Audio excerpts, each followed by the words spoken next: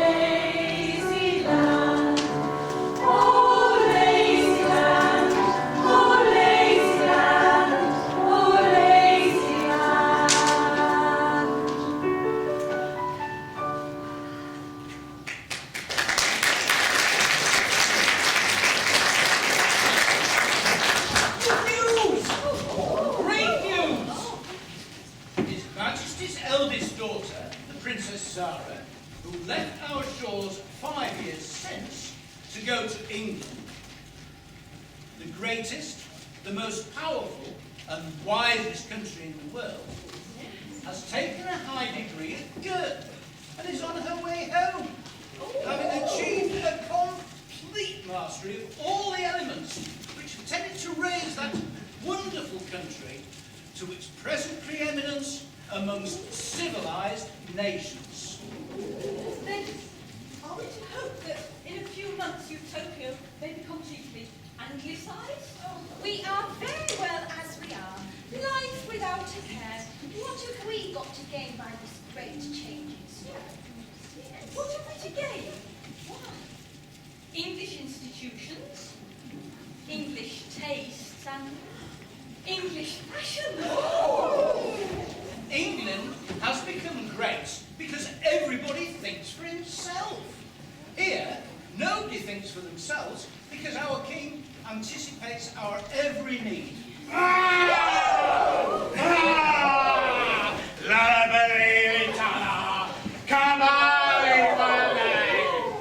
Stop, I beg of you.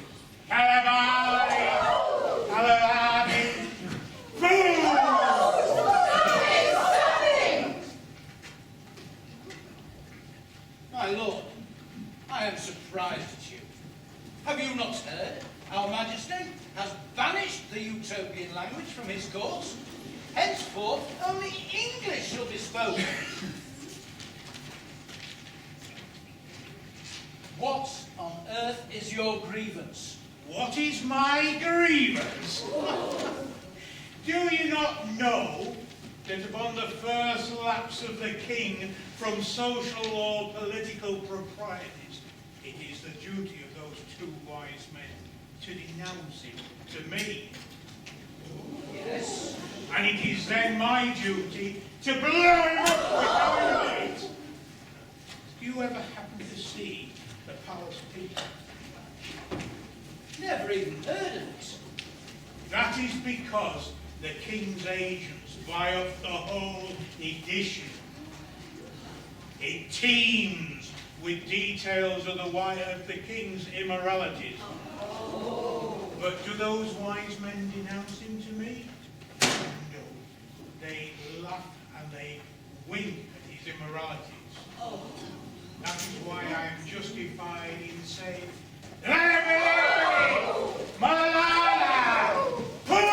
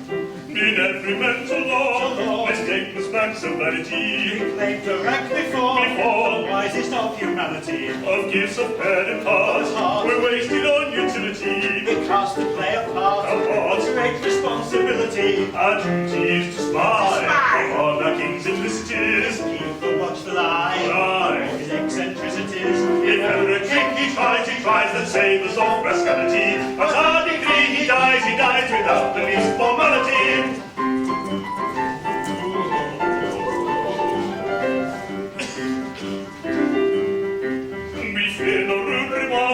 For newspaper publicity. Our word is quite enough. enough. Enough. The rest is electricity. A pound of dynamite, explosive is or ridiculous. Not a pleasant sight. Sight. Spare you the particulars. This force of man impress, this king is no admonishing. May say its success is something quite astonishing. And just what it infuse with virtues quite delectable. He minds his bees and keeps himself respectable. And the time polite, Arrogant he's as wise, modest and his mild. ways are child. And no one ever matters an autocrat yet. Your life and in plan in the least of the lives. So they life in black and the least of the land so blind, so blind. They pray for wise men, their prize men, no best in what university. For lovely is Ireland, British Ireland, she is known as my university.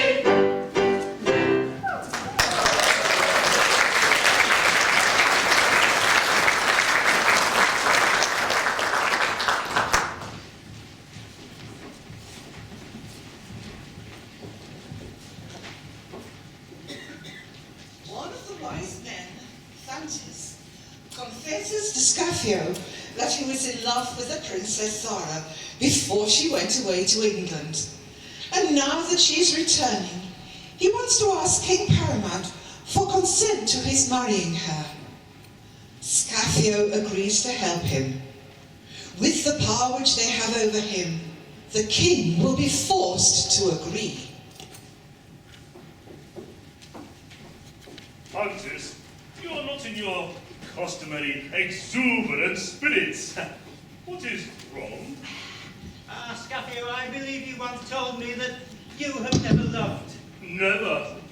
But oh, Francis, there is that within me that tells me when that time does come, the convulsions will be tremendous. Oh, believe me, it is better to be as you are, heart-free and happy, than as I am, eternally racked with doubting agonies. Oh, Scaffio, the Princess Zara returns from England today. My poor boy, I see it all. Scaffio, she is so beautiful. Now, tell me, is your affection for the Princess Zara requited? I do not know. I'm not sure. Sometimes I think it is, but then come these torturing agonies. I feel sure she does not regard me with indifference, because she can never look at me without going to bed with a sick headache. Cheer up, Francis. You are young and beautiful. Marry her, my boy, if your fancy wills. But then you will assist me in this. Why, surely. What have you to fear? We have but to say the word, and her father must consent. Is he not our very slave? Oh, Scaffio, you have placed me on the very pinnacle of human joy. Let all your doubts take wing, and influence is great. With paramount I king presume to hesitate. But on the screw and caution him that he will rule disaster grim, that must ensure to life and limb, if he will pull this harmless whip. This harmless whip. This harmless whip. This harmless whip. This harmless whip. It is as you say, a harmless whip, a harmless whip. Observe this dance, which I employ, when I perchance go mad with joy. What sentiment does this express? What sentiment does this express?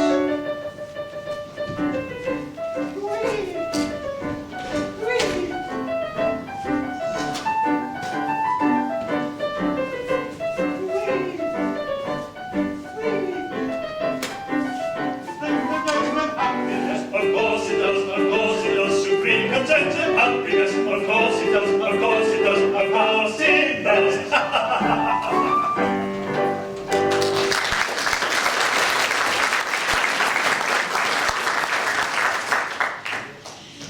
King Paramount has 3 daughters, Zara the eldest, who is soon to arrive from England, and his 2 younger daughters, Princess Nicaea and Princess Calibar. He has enlisted the services of a formidable English governess to teach the 2 younger princesses how good young English ladies should behave. And they are exhibited daily in public as an example to all the Utopian young ladies. We now meet King Paramount, followed shortly by Princesses Nakia and Calabar, with Lady Sophie, the English governess.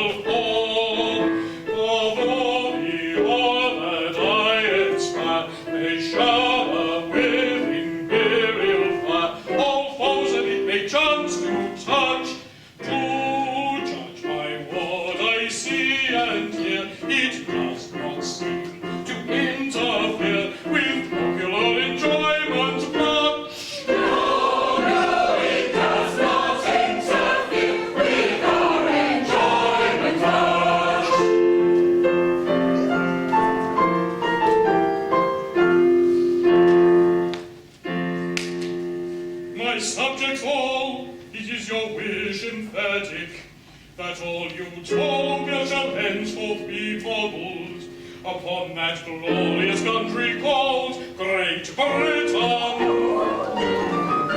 to which some add, but others do not, Ireland.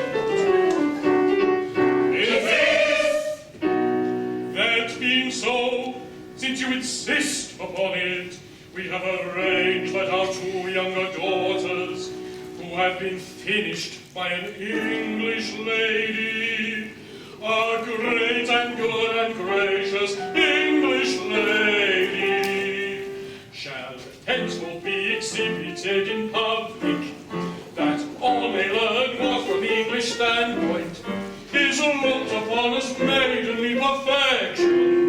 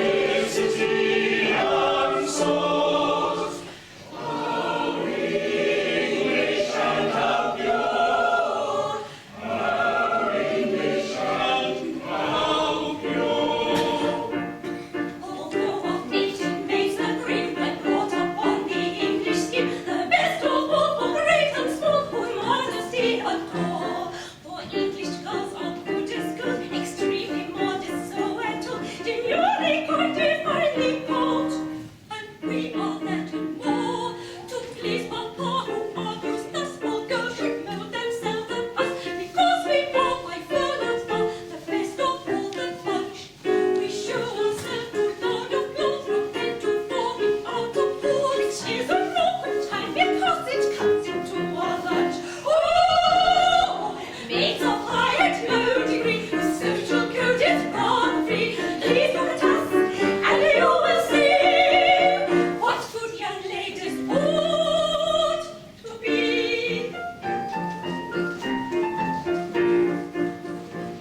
And as we step like clockwork toys, a lecturer whom our employs proceeds to praise our modest race and guileless character. Oh, well, no blush, but no cast by our famous look of my surprise. Interpretation still defies our celebrating star. Then all the crowd take down our looks in pocket memorandum books. To diagnose our modest books, the codex do their best. If evidence you would possess of what is made in nationalness, you only need a button press and we do all the rest. Oh, it's of high and low degree, whose social code is rather free. Please look at us, and you will see what good young ladies ought to be.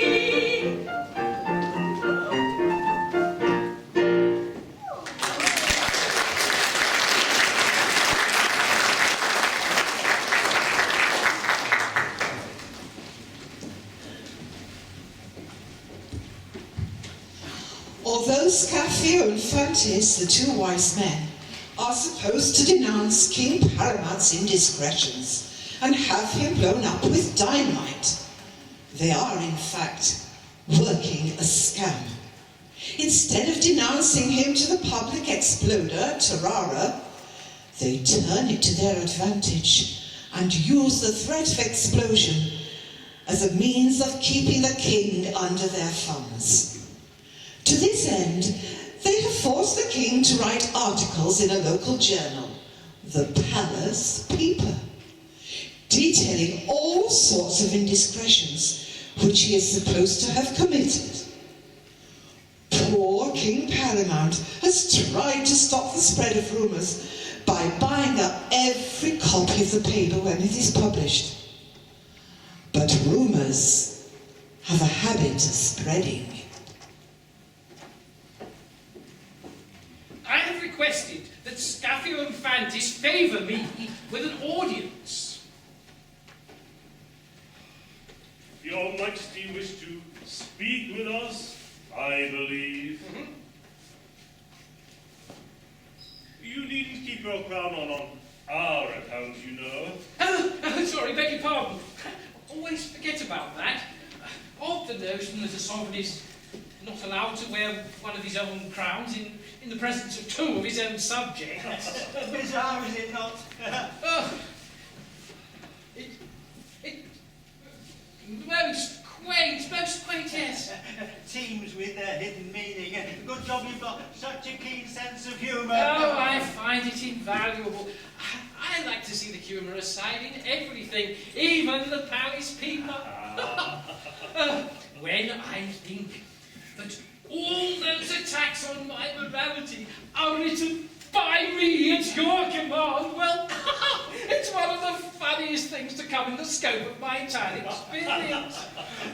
For example, those little paragraphs about our royal goings-on with our royal second housemaid. My dear King, in that sort of thing, no one can hold a candle to you. But the crowning joke of all is the comic opera you've written for us, King Tuppence, or a good deal less than half a sovereign, in which the celebrated English tenor, Mr. Collinson, makes grotesque imitations of your personal appearance.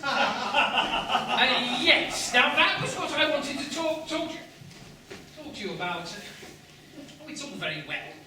Everything has its humorous side, but the Princess Zara's coming home today. A copy of the Palace Paper got into her hands. I should be very sorry.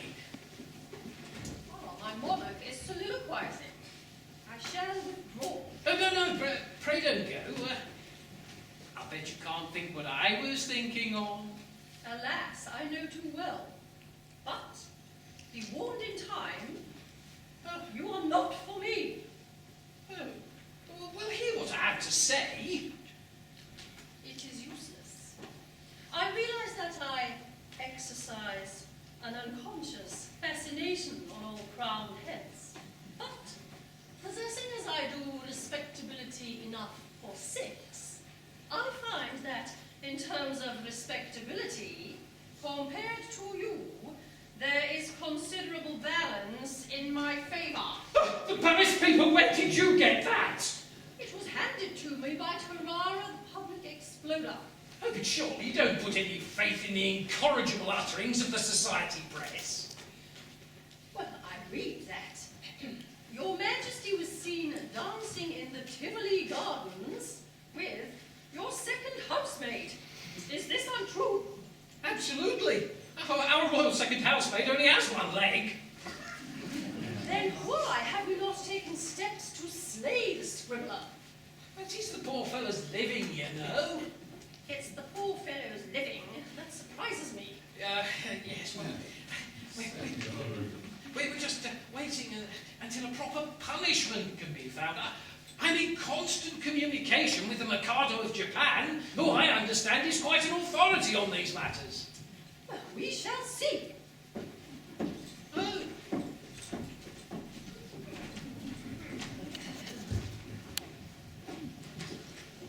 The Princess Zara has at last arrived in Utopia. She was accompanied on the voyage by 4 troopers, the first Life Guards, together with their leader, Captain Fitzbatlax, who has taken especially good care of her. Here, she introduces them to an admiring crowd of Utopians.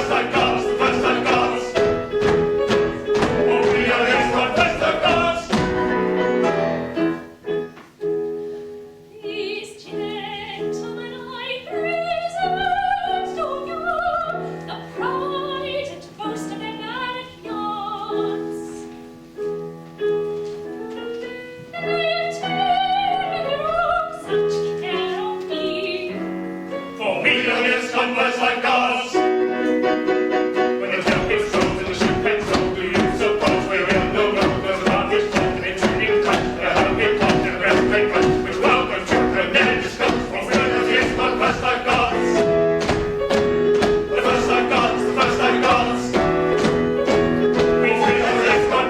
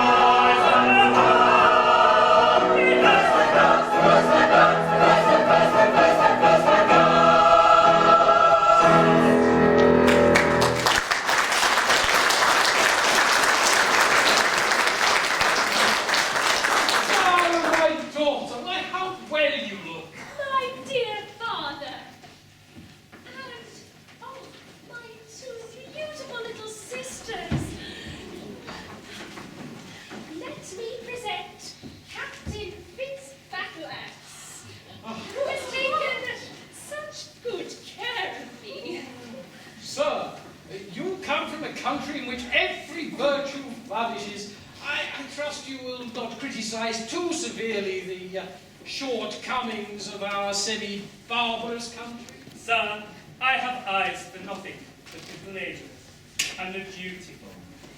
Sir, your children are young and so far innocent. If they are to remain so, it is necessary that they are removed at once from the contamination of their present disgraceful surroundings.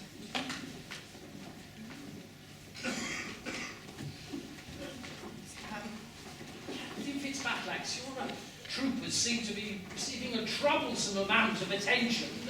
Are you sure they won't be offended? Oh, there's not much chance of that. They're quite hardened to it, you know.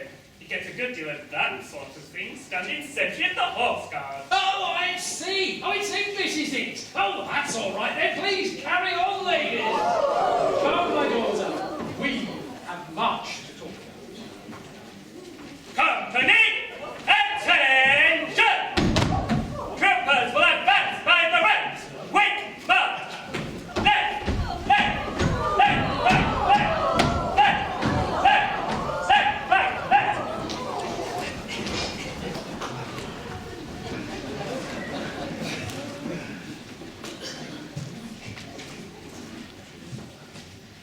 Having seen Princess Zara again, both Fantis and now Scafio have fallen in love with her, and they quarrel over who will marry her. Zara, however, has eyes only for the dashing Captain Fitzbatlax. To settle their dispute, the captain cunningly suggests a plan. He suggests that it should be settled in the English way.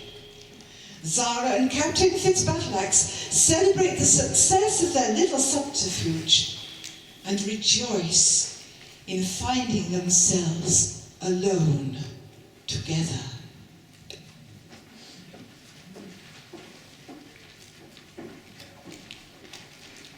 You promised to help me to get King Paramount consent.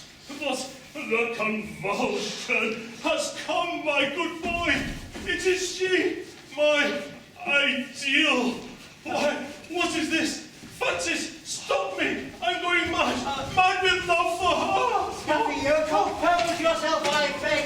Remember, each of us is helpless without the other.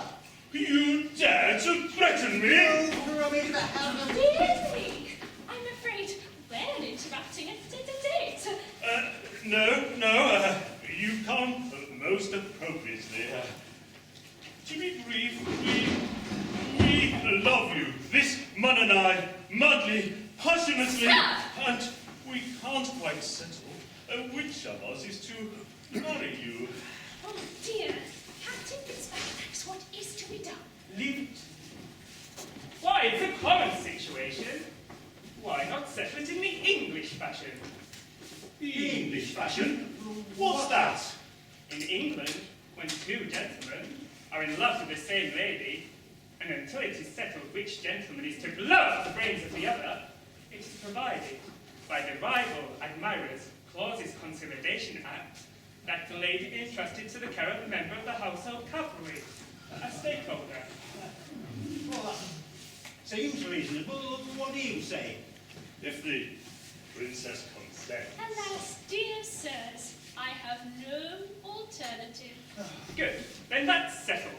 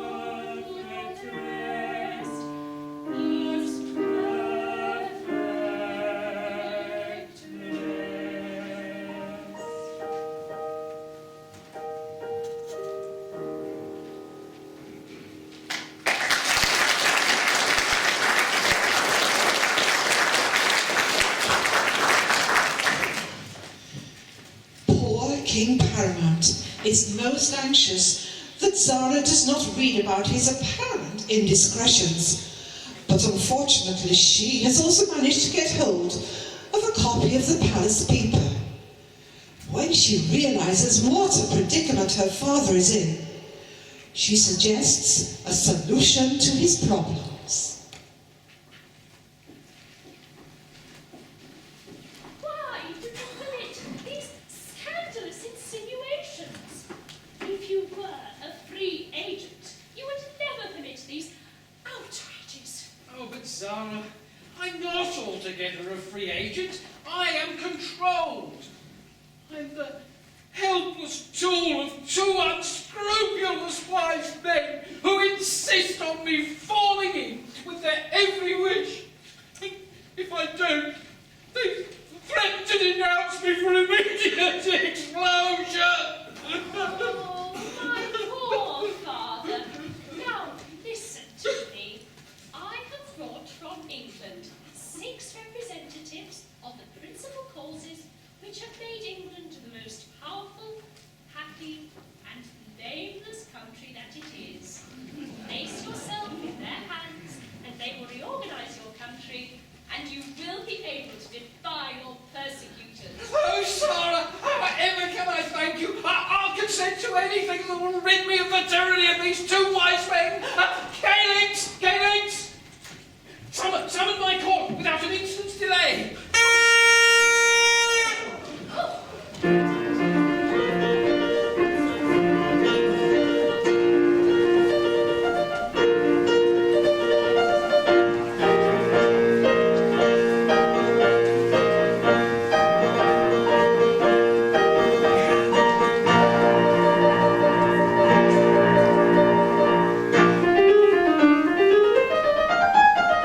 Although your royal summons to appear, for Francis he was singularly free.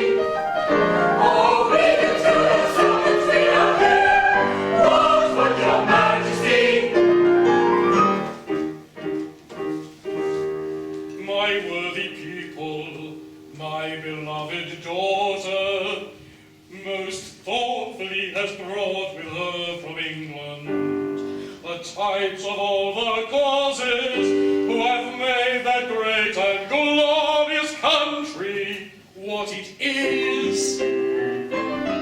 Oh, joy unbounded! What does it mean? What does it mean? What does it mean? What does it mean? Attend to me, you're talking formulas. Is someone sending items to the aliens? All in the abstract, types of courting grace, yet when compared with Britain's glorious praise, but little better than all barbarians. Yes, we trusted when we Englishmen were little better than half-grown barbarians. What does it mean? What does it mean?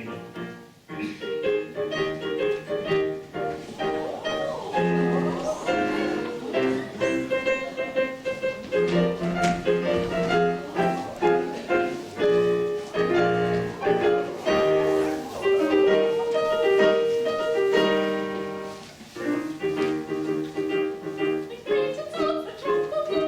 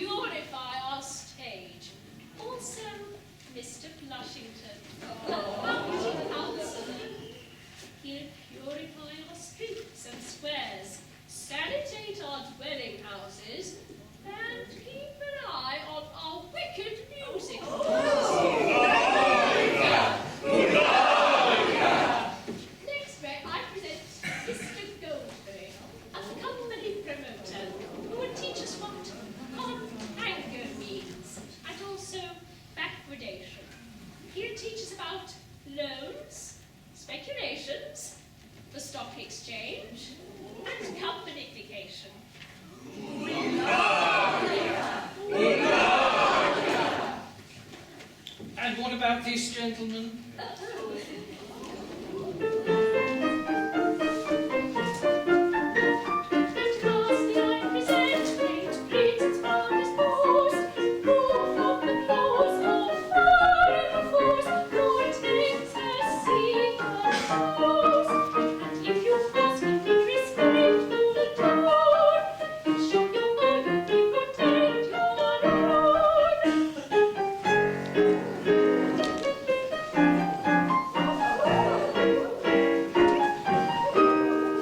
I'm Captain Corcoran, KCB. I'll teach you how we rule the sea and terrify the simple Gaul, and how the Saxon and the Celt the young shaking blows have dealt with Maxim gun and northern belt, all when the occasion calls. If sailors like, you'd play your cards and bend your sails and lower your yards, and second course you'll never want it more. No, we're no longer possible, yet we can steer and we can swim, and thanks to goal and thanks to come, we never run a ship ashore. What never? No, never. What never? Well, hardly ever. I never run a ship ashore. If preachers and preachers walk the town, we'll never run a ship ashore. If preachers and preachers walk the town, we never run a ship ashore.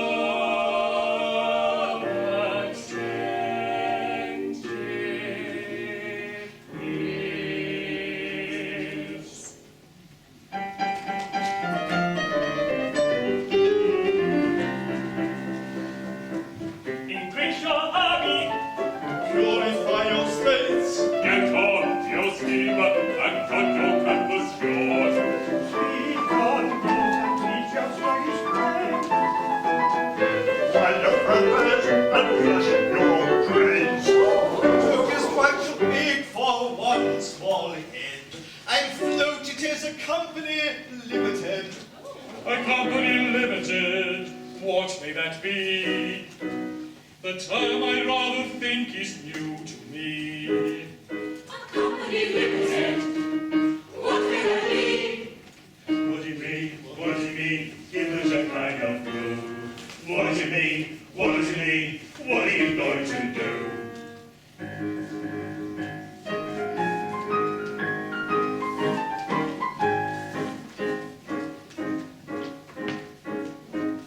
Seven men form an association, if possible all peers and baronets. They set out with a public declaration to what extent they mean to pay their debts. That's called their capital. They are wary, they will not quote it at a sum immense. The figures immaterial, they vary from 18 million down to 18 pence. I should put it rather low. The good sense of doing so will be evident at once to any debtor when it's meant for you to say what a might you mean to pay? Why, the lower you can put it and the better. Well, it's left for you to say what amount you mean to pay. Why, the lower you can put it and the better. They then proceed to trade with all who trust them, quite irrespective of their capital. It's shady but is sanctified by custom. Bank, railway loan or Panama Canal, you can't embark on profits too tremendous. It's strictly fair and based on common sense. If you succeed, your profits are stupendous, and if you fail, pop goes your 18 pence. Boys, the money spin a spin, for you only stand to win, and you never with dishonesty be treated, for nobody can know to $1 million or so. To what extent your capital's completed, For nobody can know to $1 million or so. To what extent your capital's committed. Certain trumpeters are craving for nothing that is planned by mortal head is certain in this vale of sorrows, saving that one's liability is limited. Do you suppose that signifies perdition? Is so your but a monetary dance? You merely find a winding up petition and start another company at once. Oh, a Rothschild you may be in your own capacity. As a company you come to utter sorrow, but the liquidators say, never mind, you needn't pay. So you start another company tomorrow. So the liquidators say, never mind, you needn't pay. So you start another company tomorrow.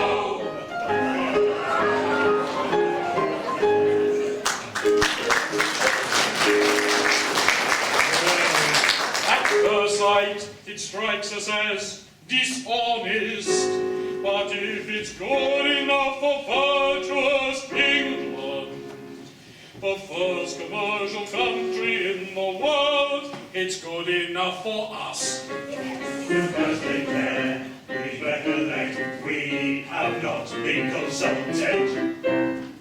And do I understand you that Great Britain, upon this joint stock principle, is governed? We haven't come to that exactly, but we're heading rapidly in that direction. The time's not distant. We will be before you. We go down to posterity, noted as the first sovereign in Christendom, who registered his crown and country under the joint stock companies Act of 62.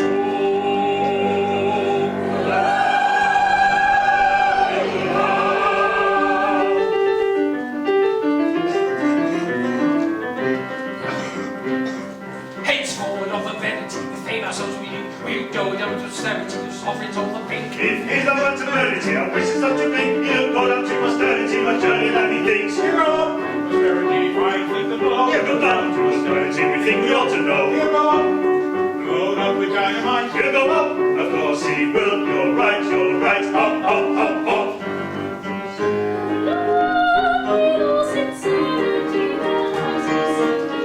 And that's one of prosperity, we don't change anything.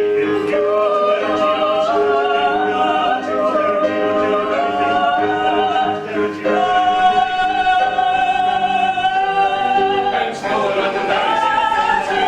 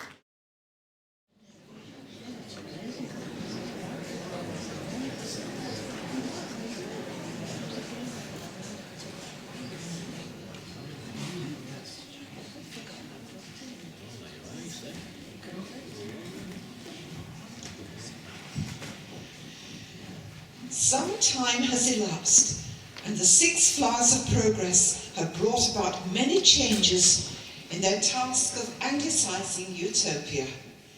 King Paramount is delighted with them and is soon to hold his first Cabinet Council meeting. Utopia has now been registered as a limited company under the Joint Stock Company Act of 1862. Meanwhile, the romance between Zara and Captain Fitzbattleaxe is blossoming. Oh, tell me, Arthur, is not all working out marvellously well? Have not the Flowers of Progress more than justified their name? We have indeed done our best. Captain Cork and I have thoroughly remodelled the Army and the Navy, so that the South Pacific trembles at the name of Utopia. How clever of you! Clever, not a bit. It's easy when the Admiralty and the Horse Guards are not there to interfere. But perhaps the most beneficial change of all has been effected by Mr. Goldberry, who has applied the limited liability principle to individuals.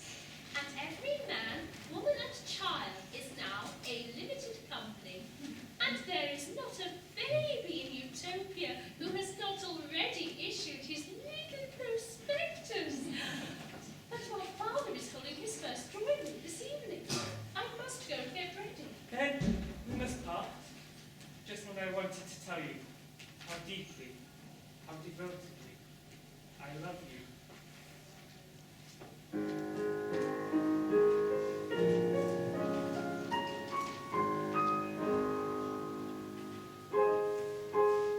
Words of love too loudly spoken ring their own untimely wail. Noisy vows are rudely broken, soft the song of farewell. Whisper sweetly, whisper slowly, all my own, and day by day, sweet accents holy, all the notes of love's name. Sweet and low, sweet and low, sweet and low as accents holy, are the notes of love's name. Are the notes of love's name. Let the conqueror flush with gory bit his mighty clarion brain. Lovers counteract his story in a whispered ballad. False is he whose vows of glory make the listening echoes ring. Sweet and low when all enduring are the songs that lovers sing. Sweet and low, sweet and low, sweet and low when all enduring are the songs that lovers sing. Are the songs that lovers sing. Sweet and low, sweet and low.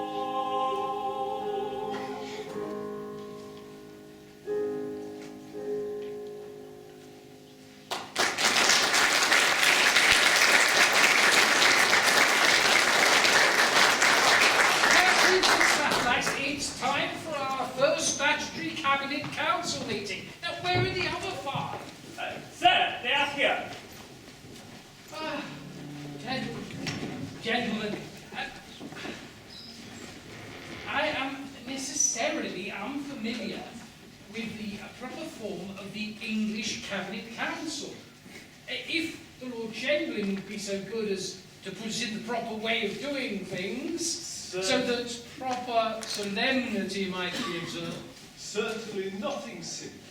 Gentlemen, please bring your chairs forward.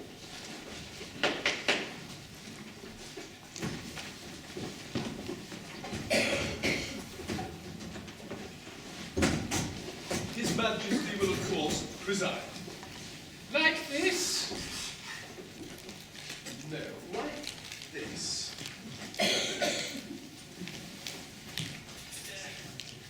I take your word for it that this is all right. You're not making fun of us. This is all in accordance with the practice of the court of St. James's. Well, it is in accordance with the practice of St. James's Hall. It seems very odd. Never mind.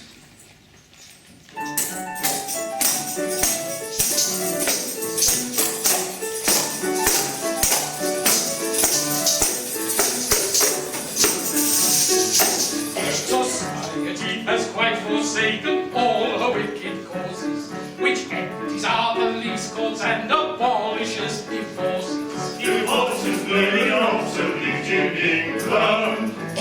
No tolerance we show to undeserving rank and splendour, for the higher this position is, the greater the offender. That's a maxim that is prevalent in England. No peeress in our drawing room before the present passes would not be accepted by the lower middle classes. Each shady dame, whatever be her rank, is wound up neatly. In short, this happy country has been anglicized completely, completely, completely.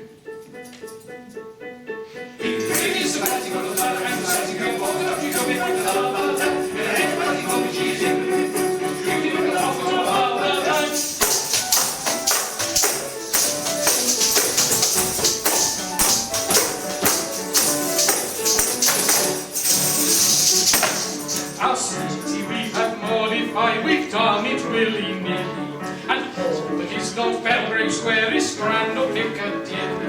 We haven't any slumberies in England. We solve the labour question with discrimination polished, so poverty is obsolete and hunger is abolished. We're going to abolish it in England. The chamber in our native state has purged beyond all question of risky situation and indelicate suggestion. No play is tolerated if it's costumed indiscreetly. In short, this happy country has been anglicized completely, completely, completely. It really is a party on the part of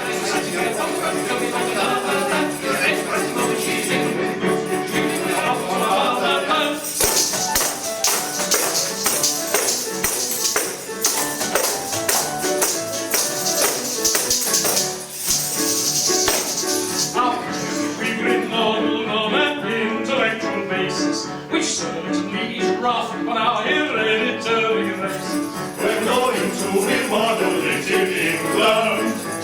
The brewers and the cotton laws no longer seek admission, and literary merit meets with proper recognition. As literary merit does in England.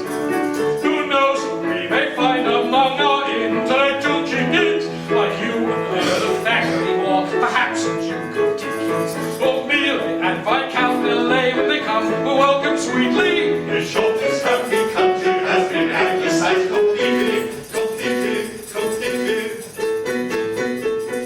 It really is a party on the part of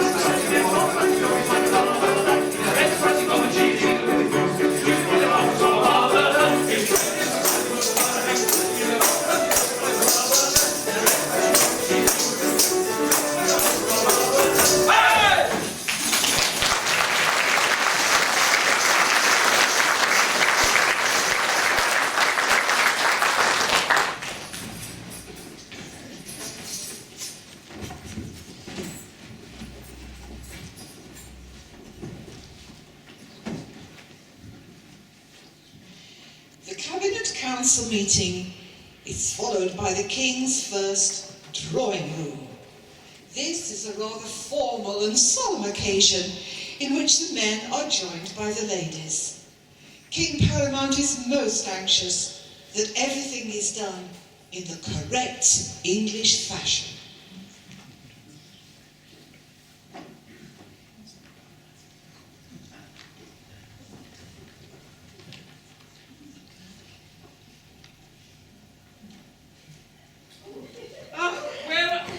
Where are my daughters now?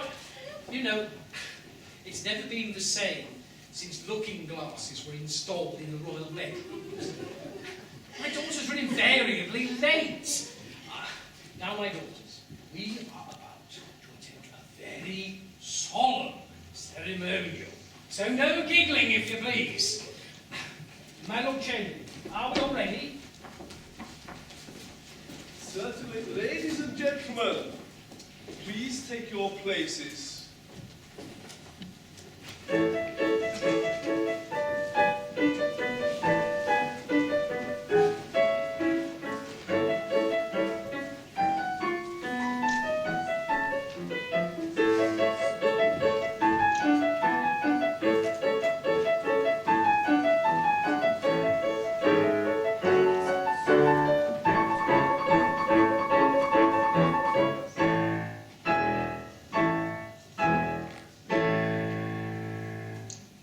Everybody in phase? Good. This ceremonial our wish displays to copy all great Britain's copy ways. Oh, lofty aims catastrophe entail, we'll gloriously succeed. Oh, no.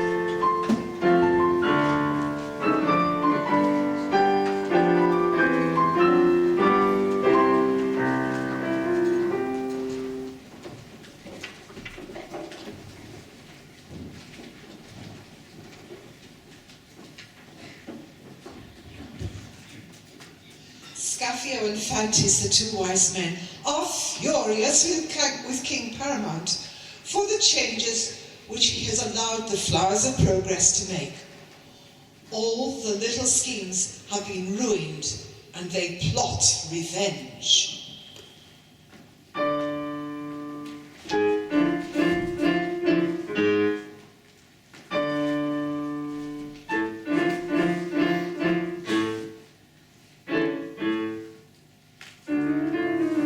With you we burn, with you we smother rage, these English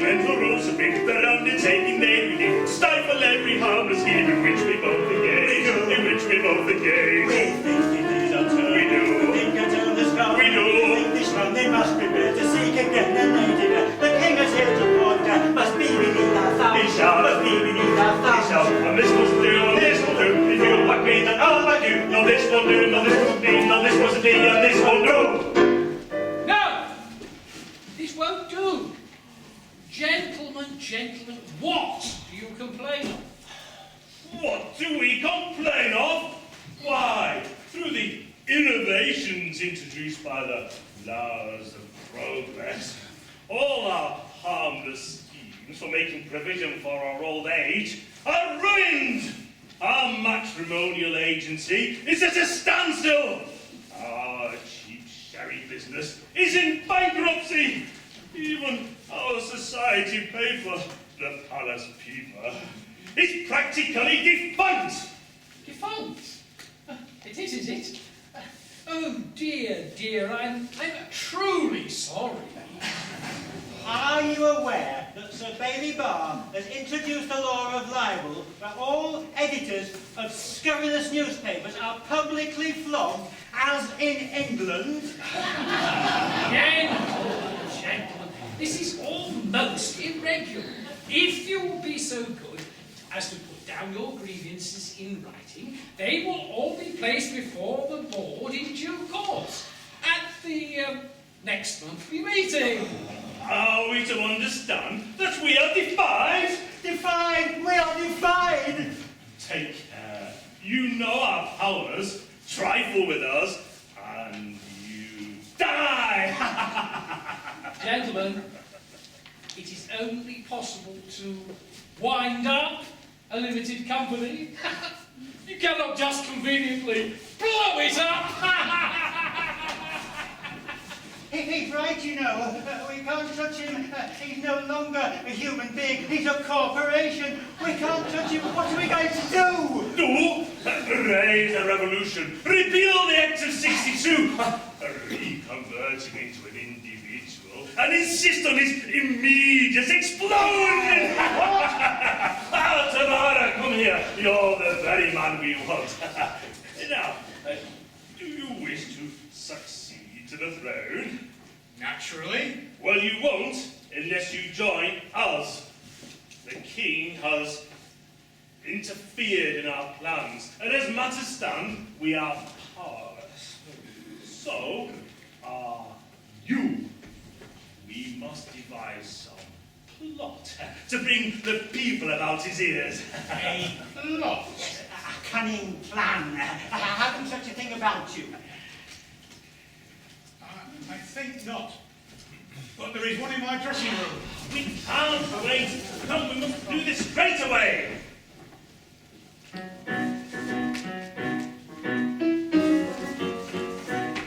With mighty brain upon the spot, private plot we'll plan. The most ingenious private possible plot began. That's understood so far we've got strike by the iron spot. We'll now pretend to like a shot, but it is not a private plot. I think we ought So flash I never heard. Ah, happy thought. I want to be that's absurd. I'll tell you how. Why won't put that in your head? I got it now. Put him away to bed. Yes, put him to bed. Yes, put him to bed. Oh, put me to bed. You certainly put him to bed. But bless me, don't you see? To listen to me, I pray. It certainly seems to me. But this is the only way. Rubbish absurd, you growl. You talk ridiculous stuff. You're a dribbling ball, A bagel muffin, a bagel muffin. You're a dribbling ball, the rock, the dribbling ball,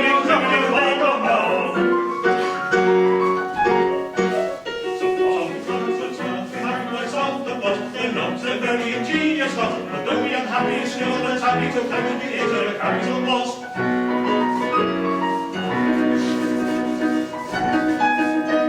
Suppose we all Now there, I think you're right. Then we might all. That's true, we certainly might. I'll tell you how.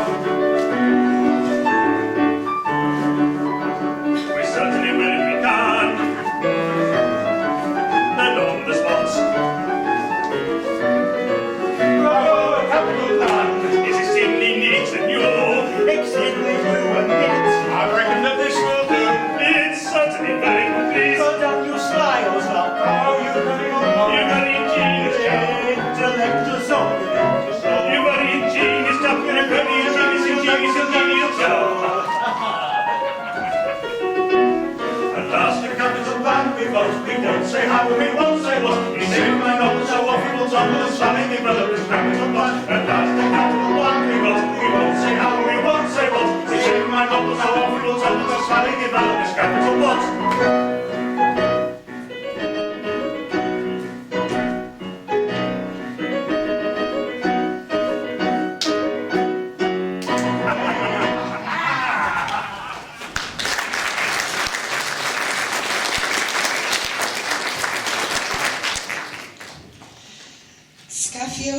Fantis and Tarara go off to devise their cunning plan. Meanwhile, Mr. Goldbrae and Lord Dramini have their eyes on the king's two youngest daughters, Nicaea and Caliban, and do their best to persuade them that English girls are not as stuffy as the princesses have been led to believe. Pretty little maids, the king's two youngest daughters, but timid. That'll wear off. Young? No, that'll wear off. But here they come, by George, and without the dragon. Now, what can they have done with her? If you please, Lady Sophia sent us here because Zora and Captain Dick's battle axe are going on in the garden in a manner which no well-conducted young ladies ought to witness. Indeed. We are very grateful to her ladyship. Are you? I wonder why. Don't tell us if it's rude. Rude? Not a bit of it. We are grateful to her ladyship, for she has afforded the pleasure of seeing you. I don't think you ought to talk to us like that. It's calculated to turn our heads. Attractive girls cannot be too particular. Oh, pray, do not take advantage of our unprotected innocence. Pray be reassured, you are in no danger whatever. But may I ask, is this extreme delicacy a general characteristic of Utopian young ladies? Oh, no, we are crack specimens. We are the pig of the basket. Would you mind not coming quite so near? Thank you. And please don't look at us like that. It unsettles us, and we don't like it. At least we do like it, but it's wrong. We have had the inestimable privilege of being educated by a most refined and easily shocked English lady on the very strictest English principles. But my dear young ladies, Oh, don't! You mustn't! It's too familiar. It really does unsettle us. are you really under the impression that English girls are so ridiculously demure? Why, an English girl of the highest type is the brightest, the most beautiful, and the best thing that heaven has conferred upon this world of ours. She is bright, open-hearted, and honest, and never shows herself in so favourable a light as when she gives her own blameless impulses full play. Oh, you shocking story! No, indeed, I'm telling the strict truth. And I may sing and play, and I may laugh and shout, is Max to endorse? And I may sing and play, and I may laugh and shout, you won't exclaim of Whatever you are, be it that. Whatever you say, be it true. Be it false in fact, be honest in act, be nobly and spot true. Give every answer pat, your character true unfurl, and when it is right, then you'll be a type of capital English girl. Oh, sweet surprise, what dear delight, to find it undisputed right. Oh, lusty, fusty, what's his mind? What talks is wrong in nature right? Oh, sweet surprise, what dear delight, to find it undisputed right. Oh, lusty, fusty,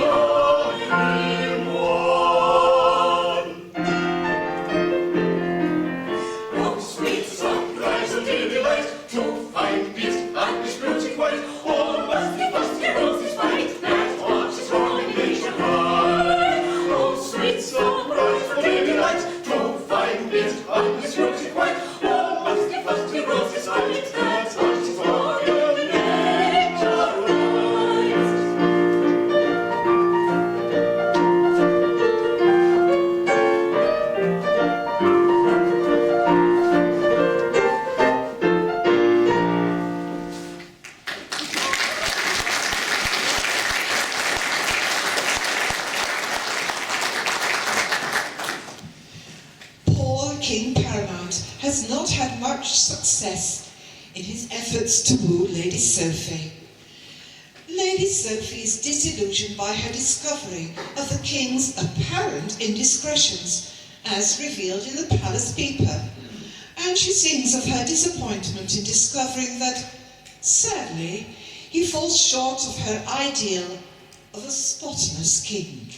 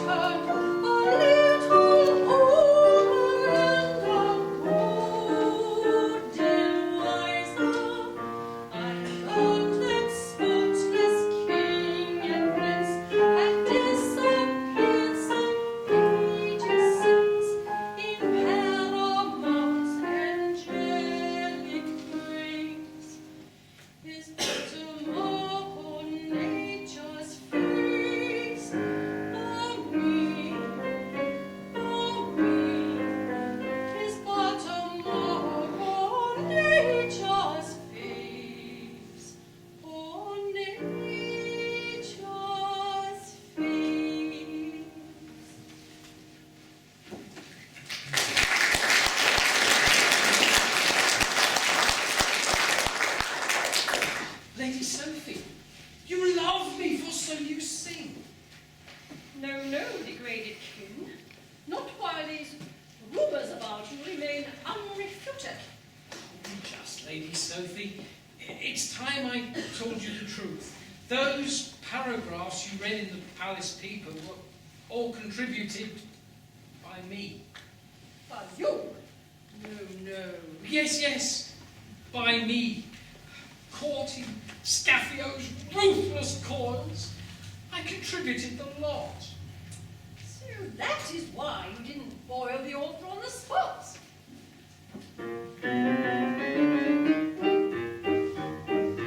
Rapture unrestrained over candid retractation, for my sovereign has been a convincing explanation. When the clouds that gather low all have vanished in the distance, all things are fair in law, one at least is in existence. All kings are fair in law, one at least is in existence. Clouds are blue above, and the earth is red and rosal, for the lady of my love has accepted my proposal. The acid Northern ponds I have crossed without assistance, and the prudish Malagons, one at least is in existence. Of prudish Malagons, one at least is in existence. The clouds that gathered all have vanished, have vanished, have vanished in the distance. All have vanished, all have vanished, all have vanished, vanished, vanished in the distance.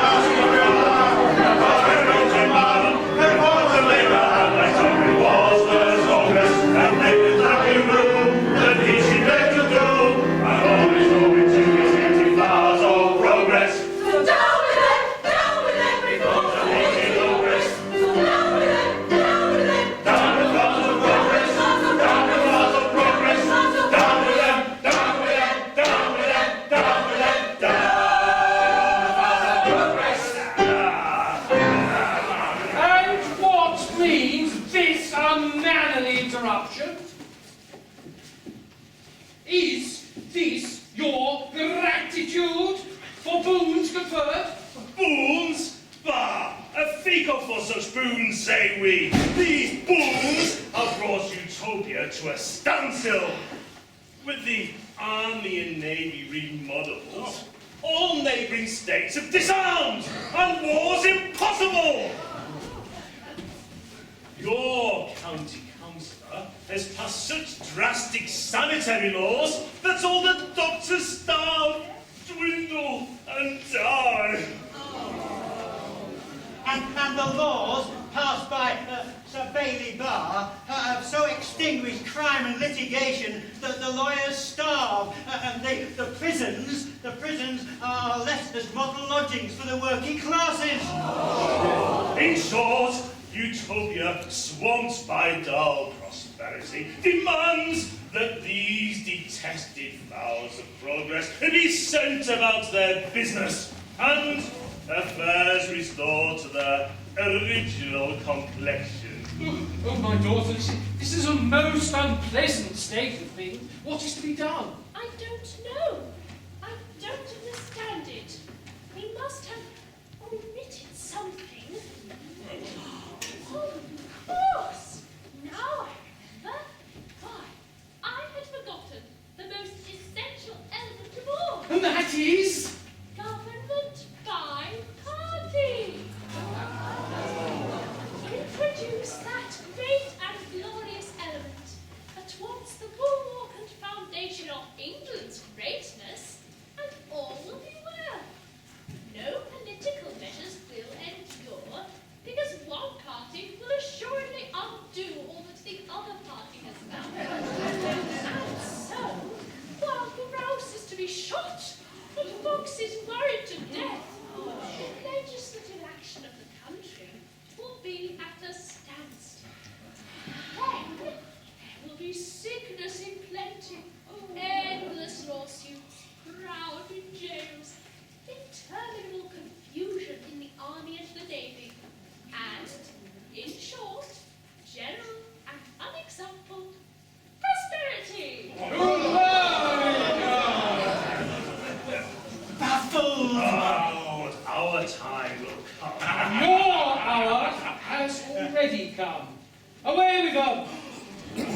Henceforth, government by party is adopted, and Utopia shall no longer be a monarchy limited, but something a good deal better, a limited monarchy!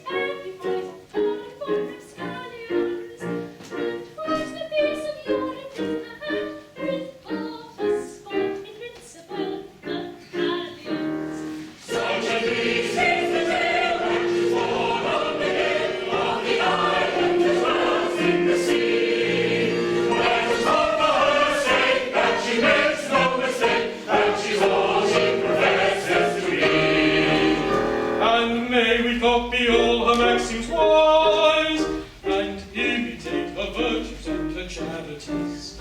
And may we on the whole acclimatize her parliamentary peculiarities. In doing so we shall in course of time considerate entirely our entire land. Great Britain is that monarchy sublime,